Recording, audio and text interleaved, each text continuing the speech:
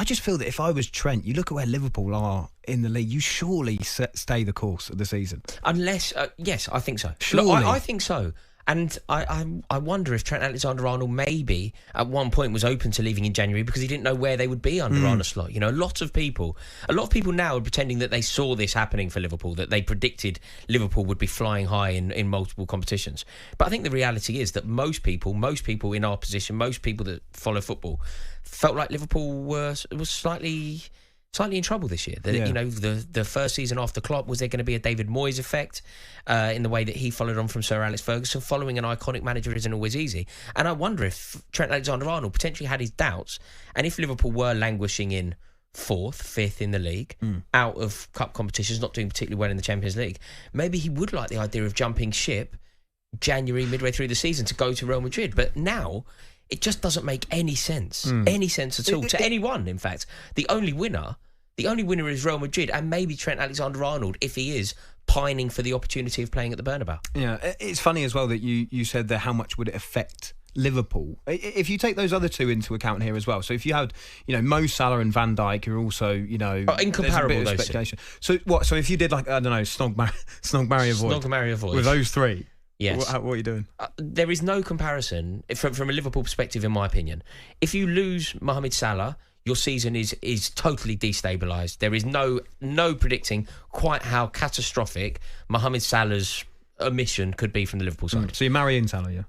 Whatever happens, Mohamed Salah has to stay. Yeah. Like, I think people who talk about Mohamed Salah leaving, you know, when people actually put what they consider to be a credible case forward as to why he should leave, they look at the numbers, they look at what the computer says, they look at the algorithms, and they go, it is in Liverpool's best interest to sell Mohamed Salah now.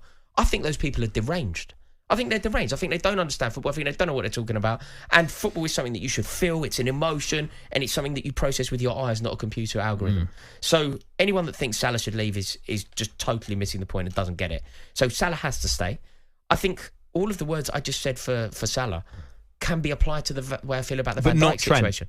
No, I don't think Trent is. I don't think Trent Alexander-Arnold. Listen, if you're being totally fair about the whole situation, you from a Liverpool perspective, you keep all three. Of course, you don't want to let a player of Trent Alexander-Arnold's quality go. You don't want to let anyone go. Things are going so well. The squad are doing so well. The harmony in the camp feels brilliant. You don't want anyone to go. But if someone has to go, if we're playing this game, snog, marry, avoid, the avoid is Alexander-Arnold, obviously, by a mile. He's a phenomenal talent in terms of his passing, is going forward. But I think out of the three, he's not irreplaceable. He's not irreplaceable. What he does is irreplaceable at times. But then you can equalise that a touch because he gets caught out defending. Yeah. Like, you know, this whole thing that is now being positioned as a myth. He isn't a particularly good defender. People go, it's a myth. He's brilliant.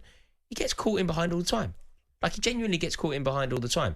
So as much as I rate Alexander-Arnold, Conor Bradley is an able deputy. There isn't anyone... Like, the reason why Konate looks like a world-class defender when he plays is because he's alongside Van Dijk. The reason why Joe Gomez at times has looked like a world-class defender is because of that bromance that he's had with Virgil van Dijk.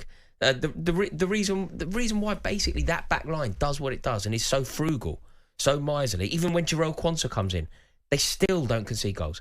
It's Van Dijk.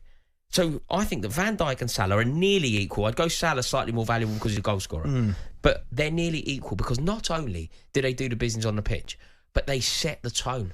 They demand excellence from everyone. Everybody has to raise the tide and raise their level when those two players are on the pitch. I don't think that's true about Alexander-Arnold. 03717 223344. Do you agree with that, Liverpool fans? Is Rory right? Trent, out of those three, is he the easiest to replace, really? Tony, in fact, has got in touch on 81089. Says Conor Bradley is a better defender already than Trent Alexander-Arnold. Paul Hawksby and Andy Jacobs, Monday to Friday afternoons 1 till 4 on AM, on DAB, via the talkSPORT app and on your smart speaker.